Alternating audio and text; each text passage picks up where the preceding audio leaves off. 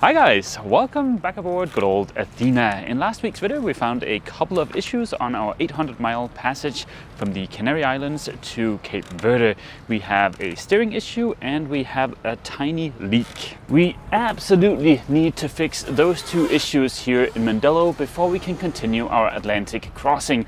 The next leg of the crossing is 2,000 nautical miles without anywhere to stop. My name is Mess, this is my wife Ava. I've spent the last 5 years on a somewhat extensive refit of our 1987 Warrior 38 named Athena. That was a DIY fun-packed adventure complete with a very extensive osmosis treatment, building a new rudder using vacuum infusion, rebuilding the entire deck, gutting and subsequently rebuilding most of the interior, painting the top sides, and a ton of other projects. The summer of 2021 we started cruising full time. Now we're finally ready to begin our adventure. In last week's video we sailed from the Canary Islands up here down to the Cape Verde Islands off the west coast of Africa. We're currently in Mindelo, which is the second largest city here. There's about 70,000 people that live in Mindelo. The thing is, the Cape Verde Islands is kind of remote. It takes about 4 weeks to get anything shipped from Europe to here. Because of that, I am really crossing my fingers that we can solve the issues we've got with either stuff we have on the boat or stuff we can source locally. Not because it's not nice here in the Cape Verde Islands, I would actually love to stay longer, but I'm also eager to head to the Caribbean and be reunited with Ava. Besides the availability of parts, there is another challenge to doing boat work here in Mindelo. And that's the fact that there's nowhere convenient to haul out. There is a big sort of haul out place for commercial fishing boats next to the marina, but it's very expensive and, to be frank, it is sketchy as all heck. Like I mentioned, there are two issues we need to solve. The first one is a leak, and we have searched high and low. Our current best guess is that it is from the chain locker in the forward cabin. Please excuse the mess in here, it's a laundry day today, but when I first got Athena, the chain locker, which is at the foot end of the V-berth up there, drained directly to the bilge. Now I do not like that setup, so I glassed over that drain and drilled a hole through the side of the hull. Our best guess right now is that that is leaking a little bit, and that is causing water to end up in the bilge, which starts the bilge pump about once an hour.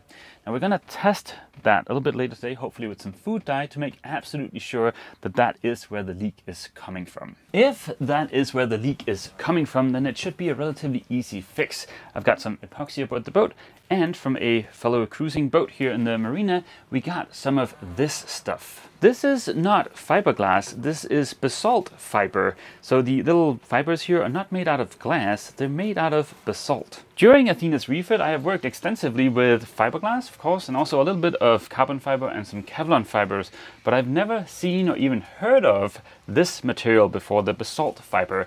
This is super cool, and it will definitely make Athena's chain locker the spiffiest Warrior chain locker in the world. The second issue, which is the more serious of the two issues, is a steering issue. This is where things get a little bit embarrassing. Of course, I could easily not put this in the video or not talk about it, but I think our steering issues are my fault. Here is the tiller arm for the autopilot, the tiller arm for the helm, and of course the rudder stock in here, and then there's this spinning little doodad here which contains a lip seal. It's threaded onto the rudder tube down here. Now when I did the refit, I had to replace this piece of plywood that was rotten, so I replaced that, rebuilt everything, put everything back together again, replaced the lip seal here, and then I didn't bother with the 4 bolts here. I just threaded this onto the rudder tube because I figured it's just a seal, there's no need for that to be that well secured, so I just pushed it off because I wanted to make sure it didn't leak, and yeah, I just left it that way. Now it turns out there is just a lip seal in this guy, but right down here there is a bearing. Our current working theory is that because that rudder tube can move ever so slightly, that is causing the sideways movement in the rudder stock, and that is causing the sound we heard when being in rough seas. So yeah, stupid Captain Dum-Dum. Right above the tiller arms up here is the top bearing. Now this bearing we can easily take out and inspect and have a new one made without dropping the rudder. So I think removing the top bearing is going to be our first stop to see if there's any damage to it. I grabbed my tools and folded up into the cockpit locker. The housing for the top bearing is secured by 4 stainless bolts. After having removed those, I was able to push the housing up and completely remove it. The housing was bedded using butyl tape. Diesel is great at dissolving butyl tape, so I emptied out one of our jerry cans into the tank and put a little bit of diesel in a cup. The easiest way to remove butyl is to first scrape away the bulk of it before then hitting it with the diesel. We found a machine shop on the outskirts of town. Paulo, the owner of the machine shop, swung by the boat and looked everything over. Paulo should have a new top bearing ready for us a little bit later today, and also a beefy backing plate for the housing for that bearing, along with a key for opening the access to the emergency tiller attachment point. I was a little bit curious to see how easy it would be to find a good machine shop here in Mendello, but you know when you have a job that needs doing and sometimes you just meet the person that you just instantly know they'll do a really good job? Well, that is going to be Paulo for us. I got nothing but precision engineering vibes from him. He's going to be absolutely perfect for this job. And even if the new top bearing and the backing plate for the housing and all that doesn't fix our steering issue and we have to go up on the hard, which I would like to avoid, but if we have to do that, at least we'll have Paulo to look over the rest of the steering, and I am 100% sure he'll be able to help us with whatever is wrong. While we wait for Paulo to get back to us, we should get started on tracking down that mysterious leak that we think is coming from the chain locker. Yesterday, Julian and Mark found a little bit of food coloring. This is blue, but we could use any color. We're gonna add this to some water, pour that into the chain locker, and then if we see blue water in the bilge later on, we'll know that the leak for sure is coming from the chain locker. To be able to get access to the bottom of the chain locker where the drain is, we first have to remove all of the chain. With the anchor suspended off of the seabed to not get it stuck on anything, we paid out all of the 100 meters of chain. With the chain locker empty, I added a bit of food coloring, sealed the overboard drain with a wooden bung, and added about 10 liters of water. Then we all hung out waiting by the bilge in the hopes of seeing blue water, but nothing showed up. Absolutely nothing. So the water is not coming from the chain locker. Continuing the hunt for the leak, I removed the settee and the charging station to be able to access the area under the fridge. At this point we got word from Paulo that our new parts were done. Julia and I rushed out of the boat and hoofed it 30 minutes to the outskirts of town. We've noticed that almost all of the streets and sidewalks here in Mendello are cobblestoned. I'm guessing that's some kind of stone that's local to the islands. Eventually we arrived at Paulo's workshop. As you can see, it's a large, well-run precision workshop with the tools to make basically anything. Surely any workshop that can work on a prop this size can make our parts blindfolded with one arm tied behind the back. Paulo made us this super beefy backing plate. This is going to be used in conjunction with the housing here for the top bearing. So this is going to slot into here, and that's just going to help beef everything up a whole heck of a lot. He also made us this key here that's going to be used for opening the top of the housing here. This is where the emergency tiller attaches, and once we have the rudder back and everything's working and we're happy with it, then I'm going to seal this thoroughly so we no longer get water and dirt and grime into this area where the top bearing sits. All of this work was only 250 euros, which I think is very reasonable.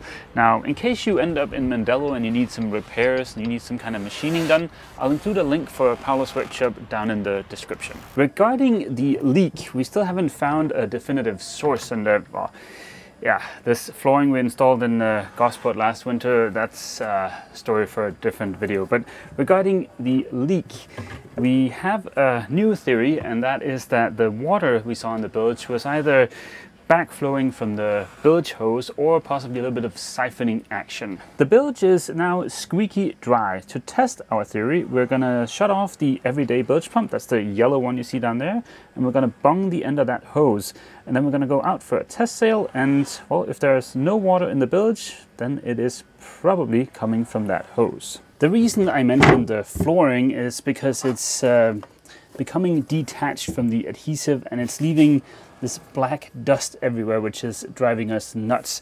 But yeah, like I said, that is something for a later video. I'm 99% sure the water we saw in the bilge is coming from the bilge hose, but yeah, fingers crossed. Now I am a little bit bummed I won't get to use the fancy basalt fiber to repair the chain locker, but thank you so much to Robert from B-Cube, I think his boat was named. It's a super fancy Wendello 54.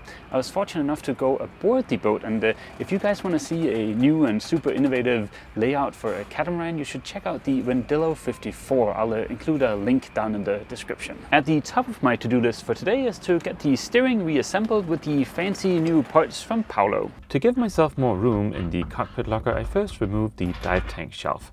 I then disconnected the autopilot drive unit from the tiller arm, and did you notice that little drop of oil? We'll add that to the list of items to take a closer look at. To be able to drill holes for the lip seal housing, I had to first remove one of the tiller arms. I slid the backing plate between the top of the rudder stock and the fiberglass before reinstalling the top bearing housing. With the housing secured in place, I was able to drill the holes. Fortunately, I had a little ankle adapter doohickey, or else I wouldn't have been able to get in there. Notice that there are no plywood shavings, only white stuff. That is thickened epoxy. Apparently when I replaced the plywood, I prepped it for reinstalling the lip seal housing. After having tightened the 4 bolts followed much head scratching. Turns out to be able to use the beefy backing plate, I'll have to shim it to not have it pull the top bearing out of alignment. That is going to be a task for another day. The steering is fully reassembled again. A little bit later today we're going to head out for a test sail to see if we still get that weird sound from the steering. Before we can do that, there are a few things we just need to take care of. I'm going to disconnect our autopilot. I'll give this a quick yank to see how much resistance there is to movement here.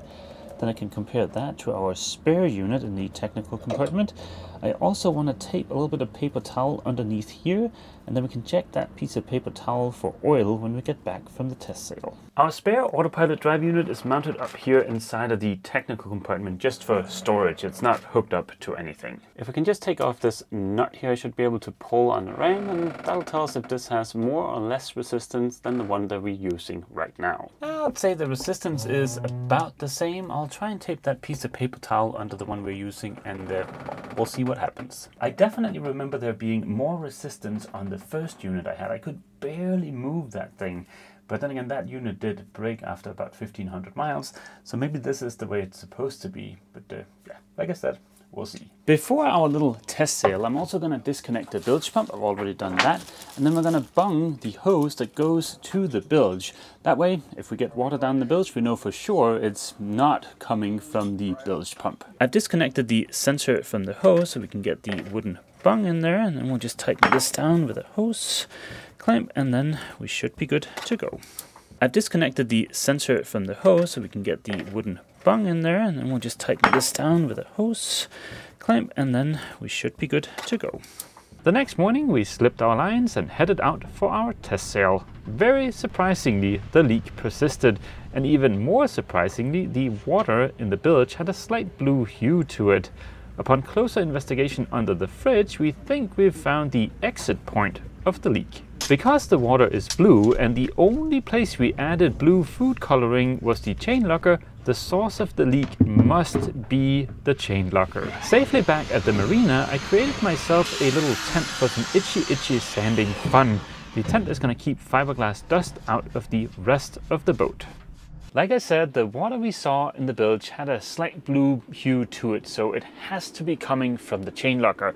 But my sanding exercise in there showed no signs of delamination around the old drain that I glassed over. I drilled a little inspection hole in the bottom of the false floor in here to see what's going on below it, and we also did notice a tiny little ring around the drain hole I drilled. I don't know if it's going to show up on camera, but there is a little bit of a dark ring inside of this. It looks like it's between the tabbing that's securing the false bottom here and the hull itself. Our current best guess is that the water is coming in between the tabbing and the hull, and that's somehow getting into the bilge through the glass that's laid up around the old PVC pipe that was the drain from the chain locker. It's yeah, quite the evasive or elusive leak. There is one surefire, although be it slightly nuclear option to completely rule out any more leaks from the chain locker, and that is to rip out the old false floor and put in a new one. That might sound a little bit drastic, but it shouldn't take me more than a day or two if I can get the materials here in Mandello. And actually, as of right now, the leak is not really what's keeping us here, because it did turn out that we do also have a leak from our autopilot, the drive unit, and yeah, we've dropped it off at Paolo's. He said in case he needs to order spare parts to fix the seals or anything, then that's probably going to be 3 weeks. On the plus side of things, our steering made no more funny noises during our test sail. Now, I'm wondering if our steering issue is what killed the first autopilot drive unit back in Plymouth, but I don't really remember us having steering issues back then, so I don't know. But yeah, anywho, we're waiting to hear back how long it's going to take to fix the autopilot drive unit. Getting stranded here in Mandello for 3 weeks would not be the end of the world. It's a nice place, the weather is nice, the food is cheap, the marina is fairly cheap, and I do have a bunch of projects that I can do while I'm here. Like for instance, I have that air conditioning I need to install in the boat, and also with Paolo's workshop here I have some other projects that I might be able to get crossed off of the wish list. So yeah, it wouldn't be the end of the world, but sadly it would probably mean that Julian and Mark will have to fly home from here, because we're a week delayed in Tenerife, and now we've been here for a week, and then if it's 3 weeks on top of that, it's just going to be a lot of time for them to be away from home. Anywho, we'll see what next week brings. One thing is certain though, I hope to see all of you guys back here aboard Athena next week for yet more DIY fun. As always, feel free to leave a comment down below, and don't forget, if you've enjoyed this video, please remember to leave a like. See you!